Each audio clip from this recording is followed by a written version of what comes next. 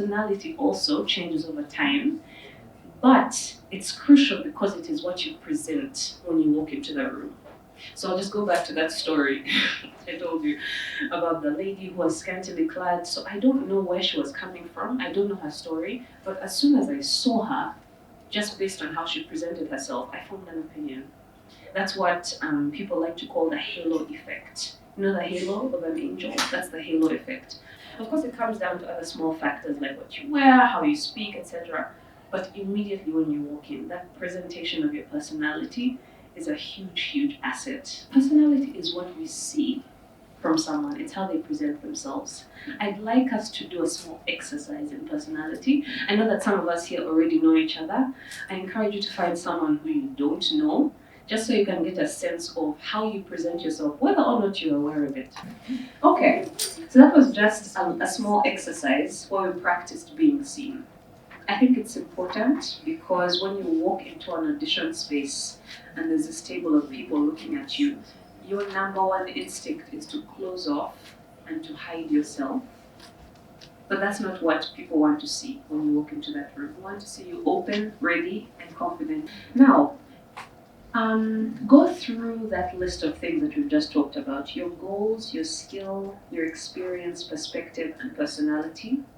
And see if you can write down just 3 things that you think would give you an edge over someone in those categories.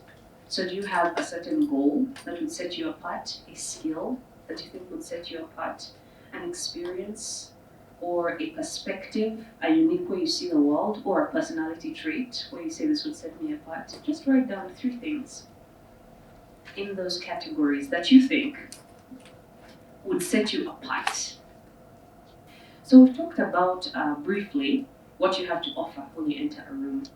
I'd like to now switch perspective and talk about what is expected of you when you come into that audition space. Okay? We're going to get into the nitty-gritties of theatre and film and a little bit into auditioning for schools, undergraduate and graduate schools. But for now, let's keep it a little bit on the surface. What is expected of you? Do we have any answers? No cheating. What do you think is expected of you when you're going for an audition? Or when you're... when you're going for an audition? To bring your A game, I guess. Yeah? So to bring your best self? Yeah, to bring your best self forward? Yeah, of course. Anything else? I think there's an expectation of a certain degree of knowledge or understanding of the performance. Of course. You need to come in when you know what you have come to do. You can't enter the room and start asking, Tulikuchi, you know? It's to come in time, arrive in time. Yes, please. Thank you. That is the first point that I have here. You need to come on time. I know that this sounds like a thing that we all know, but it's very important, and I think today is a great example of that.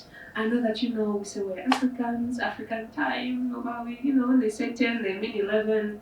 But if we are going to create change in our industry, if we are going to be pioneers of a new brand of performers, a new way of understanding how to work excellently, then we need to take into account even those smallest of factors of just showing up on time, right? It's respectful for you, it's respectful for the people who are on the panel, and it just makes our shared experience all the much more enjoyable. The second thing that's expected of you is wardrobe. So now we're getting into it. We're going back to that halo effect, right? Wardrobe. All of us have very specific styles. We have ways in which we'd like to present ourselves. I'll give you an example. I really like African earrings. So I like anything dangly or big. I like head wraps. That's my personal style. I think establishing your wardrobe, especially for auditions, rests heavily on your personal style, but should also be influenced by our understanding of professionalism. So you can't say, my style is tracksuits. That's what I want to wear. That's great. Can you find a way to make that professional? Can you get a nice tracksuit pant and pair it with a blazer? How can you incorporate your personal style into the professional understanding of what you need to look like when you walk in, right? Breath is the fuel of the actor. And it's very important to make sure that you have a full breath. You're starting with I am here. Once you give us that first breath, we see that you are settled. Don't think that you are wasting time because you're taking the time to take a few breaths. It indicates to us that you want to present your best self with these first few sentences, right? So the first thing you can do is to breathe. Just take a deep breath. If your hands are fidgeting, relax them. If your legs are moving, plant them in the ground. You are a tree. You are here. You are ready. Breathe, right? The second thing you can do is enunciate. Enunciate. What are you saying? Be specific. Name, favorite color, show. We go. Right? The third thing that you can do is make eye contact. Now, this is something that's difficult for me as well because I'm curious. So when I enter a room, I'm like, ooh, lights, wow, curtain, wow, chairs, and my eyes are everywhere apart from the auditioners. But you need to see that you are confident enough to look at the person. So you're not making eye contact that is drilling into their very soul, no. You're just making easy eye contact. Look at the person. You see them, allow them to see you, and then you move on, okay? So, what have we covered so far? Why are you here? You know why you're here. What do you have to offer? You know what you have to offer. What is expected of you? You know what's expected of you. You've introduced yourself. You're ready to go. What comes next? Depending on the audition that you are at, one of three things can come next. Either they'll ask you for a more in-depth introduction of yourself, which we're going to get in later on, or they'll ask you to present what you've prepared. So if you've prepared a monologue, if you've prepared, a scene, or they'll give you something to prepare. So that's what you can expect. Now, let us get into the meat and potatoes of this masterclass. We're going to divide this into two sections. We're going to talk about auditioning for film, in person and virtually, and then about some general audition principles. Then we'll talk about auditioning for theatre, in person and virtually, and then about some general principles. Then I'll wrap up with auditioning for undergraduate programs or graduate programs, if that's something you're interested in. I just thought it might be nice to share. So let's talk about film. In an in-person audition, what you can expect very often is a camera. So expect that you will be recorded. Because there are lots and lots of people auditioning for this, expect that your image will be used and your voice will be immortalized on that piece of tape. And cameras tend to make people a little bit nervous. So that's why we have this little setup here. At the end of today, I'll just encourage everyone to sit in front of this camera and do a simple slate. My name is this. This is the character I'm auditioning for this show. That's it. It's just a little bit of practice that we'll do at the end of the day. So expect a camera. You will be recorded. The second thing is you'll most likely be given a script or sides. What are sides? Sides are just short pages taken out of a script. They're usually not longer than 2 or 3 pages. Sometimes they give them to you before the audition, but sometimes they give them to you after. So you need to be ready to learn the lines either way. If you are given the full script, do yourself a favor and read it in its entirety, because you'll be asked questions about the character. The third thing that you can expect is to look your best. This is especially important for film because it's a visual medium. Immediately you're cast from what you look like. It's unfortunate, but it's true. And sometimes you may not get a job, not because you don't look your best, but because you're just not what they're looking for. And that's okay. That doesn't mean, that you abandon the whole thing, but it means that you have to start to get an understanding of what your type is. We're going to talk about that also a little bit later. The fourth thing that you need to know is that you'll most likely be partnered with someone. This is probably going to be someone who you don't know, whose vibe you don't know. So what can you do? When you are paired with someone who is not the ideal partner, which happens a lot, remember why you are there. You are not there to be directed, you're not there to direct, you are there to do your best. You are there to add value. You are there to shine above the rest. So that's actually a really good strategy, is remembering why you are there. And if they're not responsive to your desires and wishes as well, lock them out and do what you came there to do. It may sound a bit callous, but you are here to audition. You're not here to teach people how to audition, right? Okay, number 5, you may need to learn lines on the spot. So this is something that actors sometimes find a bit scary and anxiety inducing, but there are many methods. I think what works the best for me is just repeating them over and over again until it kind of gets into your mind. And that repetition also helps you to forget about how you want to say it. So you forget about, oh, on this line I need to be emotional. Oh, on this line I need to cry. And you just learn the lines, and those things come naturally as you continue. Other people record the lines and listen back to them. Other people write them down. I find that that helps me a lot as well, just to see them in my own handwriting. Other people add a physical activity. So they say the line is, oh my God, and then they punch. And that reminds them that the line is, oh my God. So you just need to know which method works the best for you and to practice. It's so important to practice learning lines as an actor. It's a skill that is invaluable and that will be called on again and again and again. So if you wait for the day of the audition to practice, oh my God, you are finished. Okay, that's number 5. And the last thing to remember is these things take time. I think that was one of my biggest frustrations when I first started auditioning. There are usually a lot of people to see, and that time length is actually a really good judge of character for yourself. If you start to feel impatient, if you start to feel, I did my best, why am I still here? There's something you need to confront in your performer's ego, okay? So allow it to take time. If it's the whole day, if you have an audition, set aside the whole day. Sometimes auditioning in itself is a full-time job, right? And also, aside from the actual day, sometimes it takes time for them to get back to you. So what not to do is to reach out to the director and say, "Wait, I gave you my tape, Oli Kuchi." No.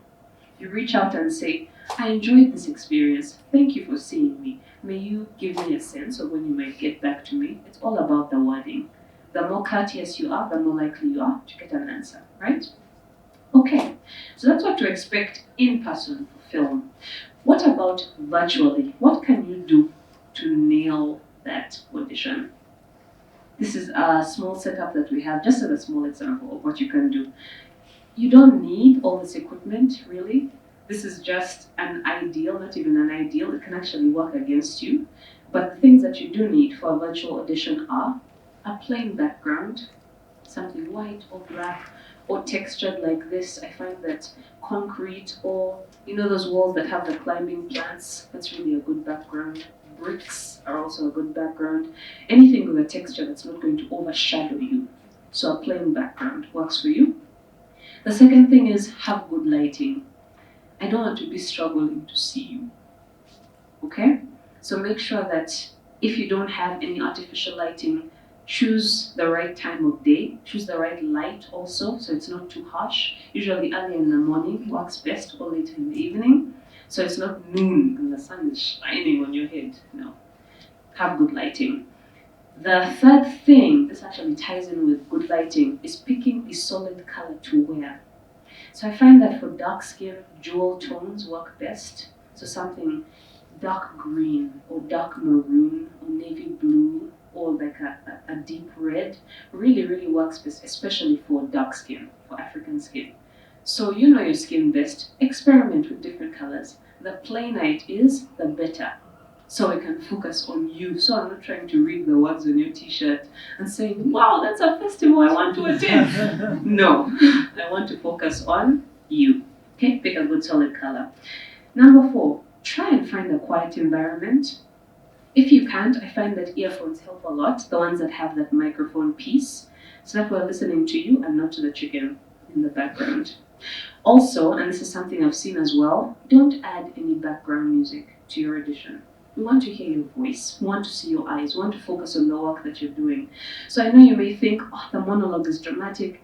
If I just add a piece of music, I'm really going to knock it out of the park. But what that actually does is it distracts. It distracts. So I'm thinking, was that music in a movie I've seen before?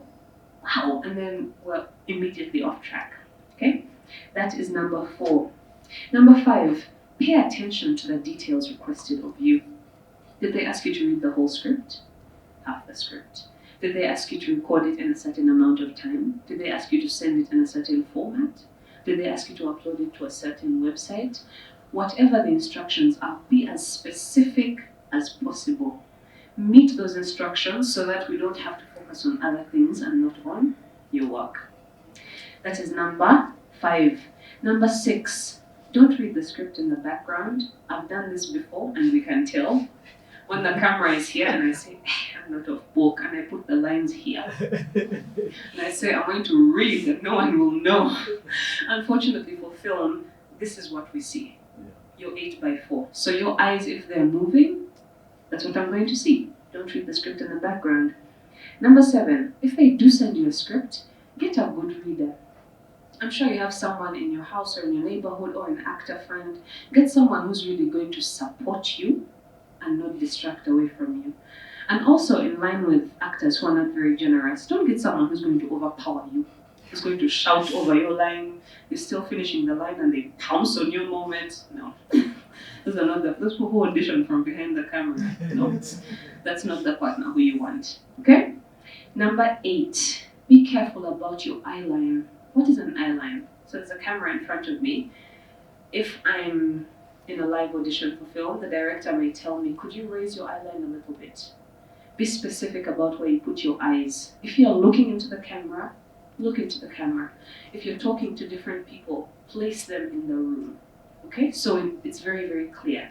If your character starts there and says, wow, David, and then, oh, Henry, what did you say? So it is very clear that you know who you're talking to, and it gives us a mental picture. You begin to build the world even before we've cast you. Well, like, this person has an idea of the script. The way they turn towards Henry shows that they have an understanding of their relationship with Henry, right? If there are no characters and you don't want to look into the camera, create a fourth wall for yourself. What is a fourth wall? So in a regular proscenium stage, you have stage right, stage left, backstage. This invisible line here is the fourth wall. This is where your audience sits, right? So how an actor uses the fourth wall is when they look out here, they don't see an audience, they see an extension of the world they're living in. So if right now I'm sitting in Ruined by Lynn Nottage, right? And I'm sitting in Mama Nadi's cafe. Here there are chairs, chairs, chairs. Where the stage ends is not where the world ends for the actor. You create that with your imagination. So that even when you've created an eyeline out there, you're looking at something. Is it a window? Is it a sunset? Is it a cow? The more specific it is, the more you believe it as the actor, the more convinced we are. Like, oh my gosh, she's not in her bedroom. She's actually in the cafe. She's seeing these things. And you do that work for yourself as an actor, so figure out your eyeline. Number 9, remain within the time constraints. If they tell you this audition has to be 1 minute, even if it's 1:01, you have done yourself dirty. Keep it in the middle of the time that they've given you. Number 10, try and avoid cuts. Now I know as actors you do different takes and you're like, oh, I like how I did the beginning in this take and how I did the end in the other take. Let me cut it and just put the two together. It's distracting. You're not auditioning to be an editor. You're auditioning to be an actor, okay? So show off your acting skills, not your editing skills. Leave it. Let us see how the emotions are running through the whole thing without that cut in the middle. All right, number 11, don't forget to slate. I know this sounds very obvious again, but always say your name, your character, and the show. I think those are the basic things. Unless they ask you for something else, then you can add something else, but always, always slate. Number 12, and I think this is very, very important. So what happens is, when people are receiving auditions, the ones that come first are usually the most memorable, those first ones. So be in the first and make your work good. So they say, not only did this person submit early, they did excellent work. Why wouldn't I want to work with them? Okay? So we've covered personal auditions and virtual auditions. They're also just good principles to have as you begin auditioning, and that's what we're going to go into right now. What principles can we talk about here? The first thing is to brand yourself. I talked a little bit about type, and we're going to cover it some more in theatre, but know what your type is. What does that mean? When you're going for auditions, where are you most likely cast? Do they say, oh, you make a good love interest? Do they say, oh, you make a good high school boy? Do they say, hey, you make a good market lady? Or, oh, you make a good second wife? None of these things are indicators of your character. When I see you, that's the character I see you the most as. This is not something that should be anxiety-inducing for you. It's actually quite liberating, because when you know what your type is, you know how to perfect that type. So let's talk about that a little bit. Actors who have strong types are people like Samuel L. Jackson. As soon as you say that name, you think guns, violence, blood, swear words. Done. That's his type. But if you cast Samuel L. Jackson as a lead in a romantic movie, how would that go? That it doesn't sit right. It doesn't mean that he can't do it. It just means that that's his strongest. Exactly, that's his strongest type. Another example I can give is Tom Cruise. When you think Tom Cruise, you think action, explosions, guns, fighting. He also, kisses the ladies. Cool, he's a leading man. But would you cast Tom Cruise as a homeless man? Would that movie sell? I don't know. Maybe you don't know. It might. It doesn't feel right, right? That doesn't mean that Tom Cruise can't do anything else. It just means that that's his strongest niche. And he has worked on it, not just in his career, but also in his personal life. He has a pilot's license, he skydives, he is conversant in different kinds of martial arts. So he recognizes his type, and he works to make himself the best in that type that he can be. Conversely, we have other actors who can transcend type, who can move in between different things. A good example of someone like that is Denzel Washington. He can shoot, he can be in a courtroom, he can be a homeless man, he can kiss the lady, he can be a father, so he's a versatile actor. That doesn't make him better or worse, it just means that he fits in many different boxes. Brand yourself, know your type, and work to perfect yourself in that type, even in your real life, okay? That's the first principle. The second principle is to build a network. Every single job that you do is an opportunity to network. And it doesn't matter how big or how small the job is. In fact, more than likely, the smaller the job is, the more chances you have to have conversations with people. To talk to the cameraman, the vendor, the sound guy, the lead, the costume person. Start a conversation. Say, hi, my name is so-and-so. How did you get into makeup? If they're rude and they don't talk to you, move on to the next person. You know what you're doing, right? Build a network. And that's also another great opportunity to have something on you, to have a business card, to say, oh my gosh, I've really been interested in costuming. Next time you have something, can I just tag along? Here's my card. Call me. You've been courteous, you've been kind, you've expressed interest, you've discovered something else that you can do aside from acting, which is great to pay the bills. So build your network.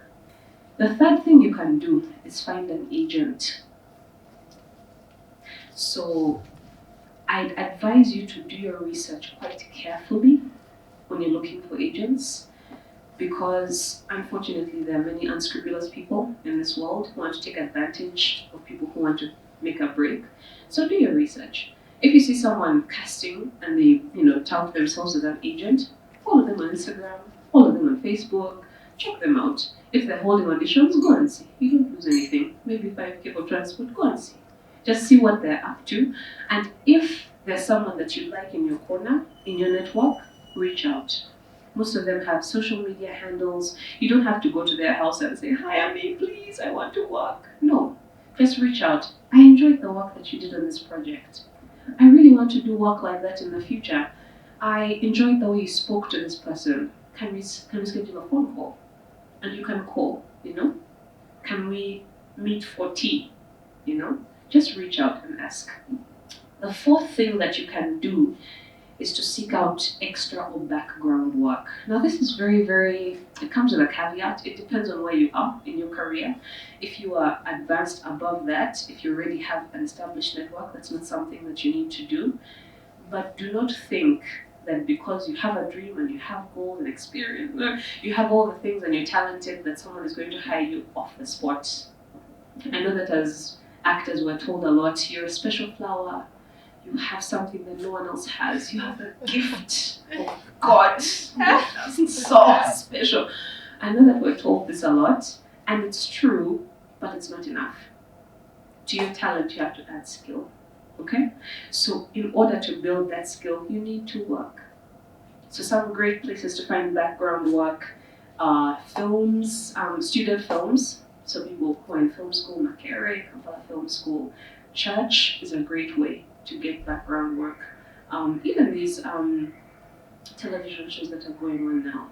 If they say, come, we just want you to sweep and pass, go and sweep and pass. You don't know who you're going to meet.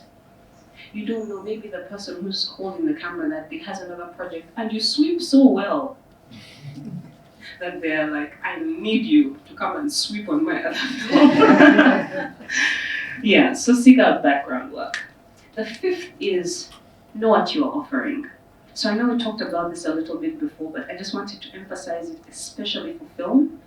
What are you offering, and how can you package what you're offering so that that's what they see? Again, a great way is to have a resume, the relevant work for this particular audition, what you have to offer. But at the same time, do so in humility. No one likes a show off. I don't want you to walk into the room and say, I have worked with Mugabe Mulshid. Do I need to do this audition? No. Come in, remain humble, do your work, do your best, and the rest will follow. Okay? And the sixth and most important thing, I think, is to know how to name your price. Welcome, thank you for coming. Is to know how to name your price. This is crucial, and it varies by industry, okay? So, you may read that Denzel Washington for The Equalizer got paid millions and millions of dollars. You say, that is what I want. But what industry are you in? What are they paying leading men in this industry? Know what they're offering so you know how to price yourself. And some indicators that I have for that are, like I said, where are you? Are you working in Kabale? Are you working in Uganda? Are you working in Tanzania? In Kenya? All those industries have different price points based on their studios. Number 2, what have you been paid for previous work? So when you worked on television set X, what did they pay you? This is where the background work comes in really, really handy. When you worked here as a sweeper, what did they pay you? When you worked here as a receptionist, what did they pay you? Talk to your fellow actors, what did they pay them on other shows? So that you know when someone is shortchanging you, so that you can raise the bar. Okay, that's number 2. Number 3, what tier are you in? Are you a leading man? Are you a leading lady? Are you a supporting character? Are you an extra? I encourage you to be as honest as you can be with yourself, because you have dreams, right? Maybe you want to be a leading man, but where are you now? What tier are you in now? And what is being offered in that tier? And how can you use that to your advantage to get more jobs? So very often when you're starting out, you most likely do a lot of work for free. But depending on how you do your work for free, that's what determines what jobs you get next, right? That's what determines what you can ask for in the jobs that you get next. Number 4, what is ordinarily paid? Do your research. And number 5, what work have you previously done? So if you have a full body of work, if you've worked with this producer and this director and so, and you formed relationships with them, that makes the negotiating all that more easier. So people know, so-and-so has worked for you, cannot give them this kind of money. And some people may still try to offer you jobs like that, but that's when you can leverage your experience and say, hold on, I know what I'm worth in this market, in the tier I am, at this particular point in time. So learning this takes time. The more work you do, the more you begin to understand how these price points especially work. Okay, let's move on to the theatre section of this. So in-person auditions for theatre, memorize your script. Memorize your monologue. Theatre auditions often ask for a monologue presentation. Memorize it. Know it back to front, up and down. Know every comma, every full stop, everything. Because you're going to be asked, most likely, to change things. Know your text as best as you can.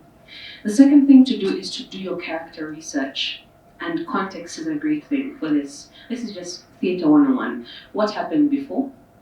What is happening in the scene? What happened after? So that can be someone left, they slapped me and they left. And then after the scene, I'm running out, right? That influences how you enter the monologue, how you enter the room, and also how you exit the room. So you really need to bookend that for yourself. Do your character research. Number 3, come dressed to move.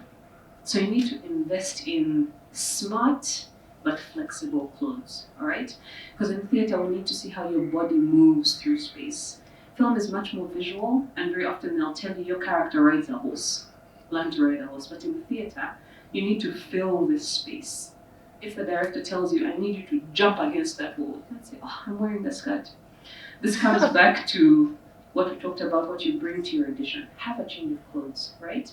A good rule of thumb is generally to have a pair of opaque leggings or sweatpants. Opaque is important.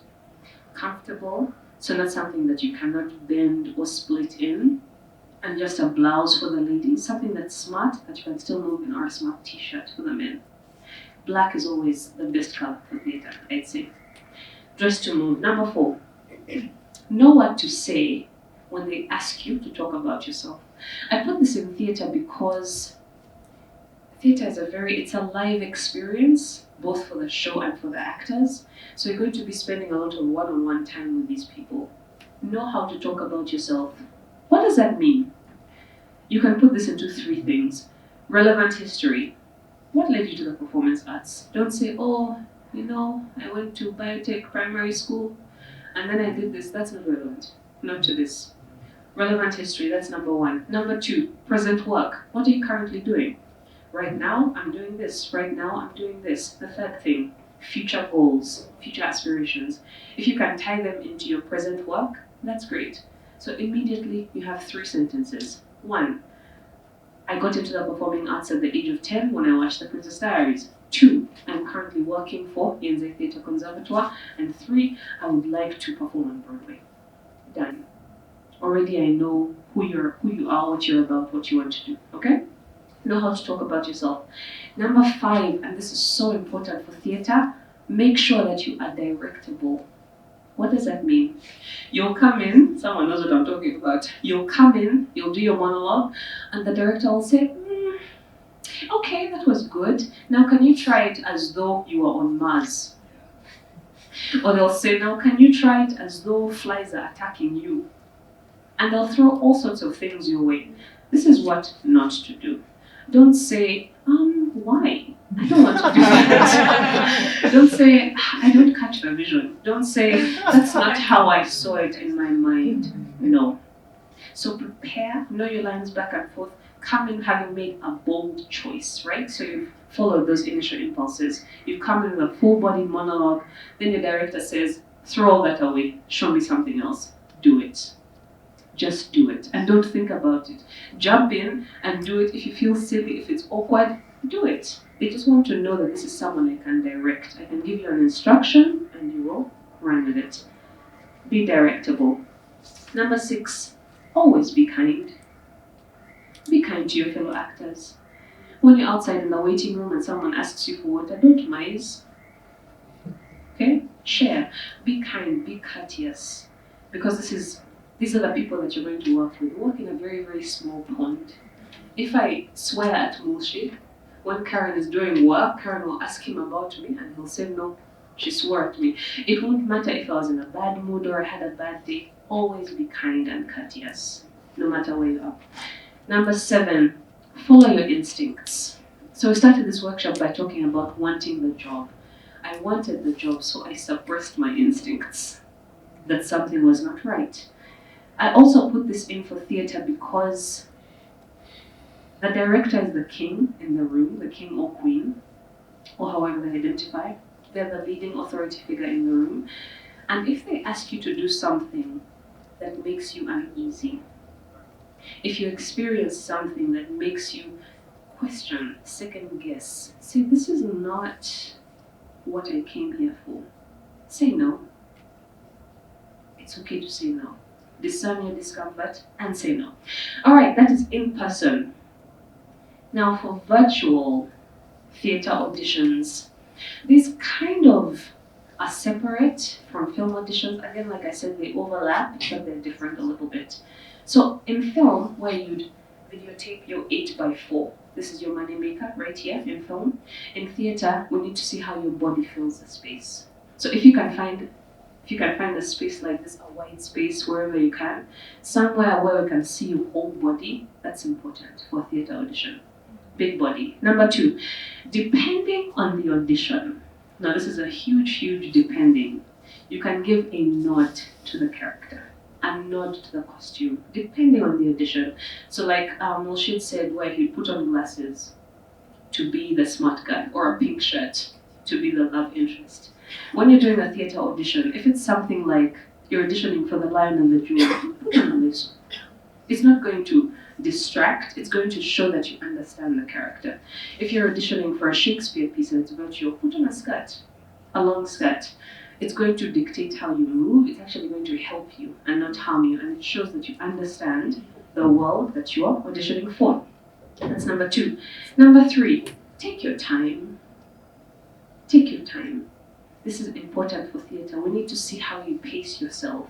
If you understand beats, if you understand the text, every single word in the theatre is important. If you understand the full stops, the commas, the pauses, take your time. I'd rather you did a 1-minute monologue with 5 sentences than a 1-minute monologue that's 5 pages that you're trying to cram into 1 minute. Take your time. Number 4, know what you're talking about. Chances are, if you're auditioning for a play and they've sent you a monologue, the play is out there. Read the play. The audition panel can investigate. We can smell BS a mile away. If you come in and you're trying to waffle and you're trying to say, oh, maybe, is it possible? You're finished. Know your stuff. Read the play. All right. The 5th thing is to choose a space with great acoustics. So the space needs to be wide. We need to see how your body moves in space. But similarly, we need to hear how your voice sounds in the space. Is it resonant?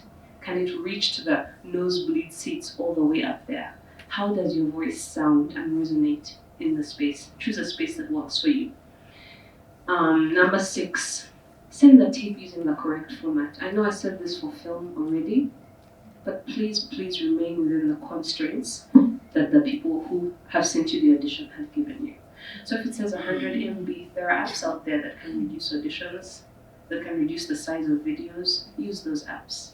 And I think this is very important because, especially for a panel, they're trying to consolidate all their work to one platform. So if you send a YouTube link, you're making me do extra work to see you. Extra work that I don't want to do. So do your best to keep it within the constraints. All right, so we've talked about the in-person theatre and the virtual theatre, and like we did with film, we're going to wrap up with some principles, just some general audition principles. In theatre, it is crucially important that you know your genre, your style, and your type. So for film, we just talked about type. You look like a high school boy, you look like a businessman, you look like a market lady, I'd cast you as the love interest. That's the type. In film, it becomes wider. What style are you good at? Are you good at comedic styles, dramatic styles, action styles? What is your style in the theatre? The 3rd thing is the genre. Know the genre of the play you're auditioning for. This is especially important if they ask you to source your own monologue. So if you know you're coming to audition for Romeo and Juliet, you can't pick something from the Avengers. That's a completely different genre. That's not what they want to see. If you're auditioning for an action movie, you cannot bring something from Shakespeare. Not only is the text difficult, but you're making us work harder to look for what we want to see. So know your genre, your style, and your type. Another good indicator of this is, what have you been hired for before? Are you the funny guy? Are you the fall guy? Are you the dramatic guy? Are you the serious guy? That's a really good indicator of what your type is. Number 2, if they ask you to bring a monologue or to pick a monologue, pick something that you can do in your sleep. So this is your money monologue. This is the one that I know the beats, I understand the character, I can knock this out of the park. You can wake me up and I can do this monologue without even looking at the text, right? Don't pick something that challenges you too much, because then we're watching you try to reach for something, watching you work, we don't want to see you perform. And don't pick something that's too easy, because then we're just watching you go through the motions, and that's not interesting, okay? Pick the right monologue. Number 3, I think this is also really important. Prepare, but don't plan. Prepare, but don't plan. Know your text, you memorized, you've come dressed to move, you're hydrated, you have warmed up, then throw it all away. When you step in front of that panel, do what you came to do, but prepare to throw it all away. Don't plan that this is how it needs to go. Allow yourself the room to create, right? To discover new things. Number 4, always have a backup piece, preferably in a contrasting style. So if you've come for a comedic show, you've come to audition, you do a comedic monologue, they may ask you, okay, I liked that, do you have something else? You cannot say no. You cannot say no, you have to have something else in your back pocket. Prepare something else. Number 5, do your research. This is very, very important in the world of theatre. You need to know what you are there for.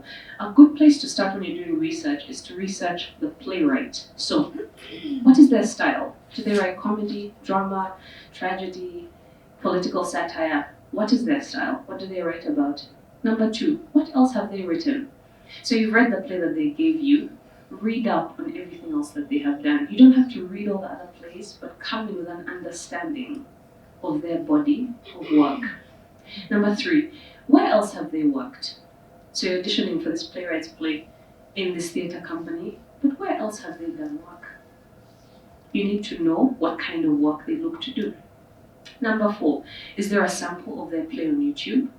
Do your research, watch and see. Who directed it? What choices did your character make, the character you're auditioning for? Look it up and see. Number 5, what themes are prevalent in their work? So I know this sort of sounds like a literature lesson, but it's not. It's education for you. You need to know your stuff, know what you have come in to do. Number 6, and this is a little bit, it depends. Do they write in dialect? So what does this mean? Some playwrights write their plays in the style of speech of the people they're writing about. How can I explain this? For example, if I'm a Muganda, I speak a certain way, and the word blood, that playwright may write it in dialect and write B-L-A-D instead of B-L-O-O-D. That's a great thing to understand. If they write in dialect, what does that mean? Are they trying to pay an homage to that particular culture? Do your research, okay? And the last thing is, are they reachable? Playwrights have Instagram handles, email addresses. Reach out, say, oh my gosh, I read about this character, I'm auditioning for this. Can you tell me more? Can you give me some direction? I didn't understand this scene. What can you tell me? Reach out and see. All right, that was about doing your research. Another good general principle, especially for theatre, is to warm up. You can kind of cheat this in film, although this is a general rule of thumb. You're going to be projecting, you don't want to strain your voice, you're going to be moving, you need to make sure that your body is ready for that action. Warm up.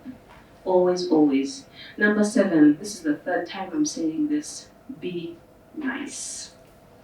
This is a general rule of thumb. Be nice, be kind, be courteous.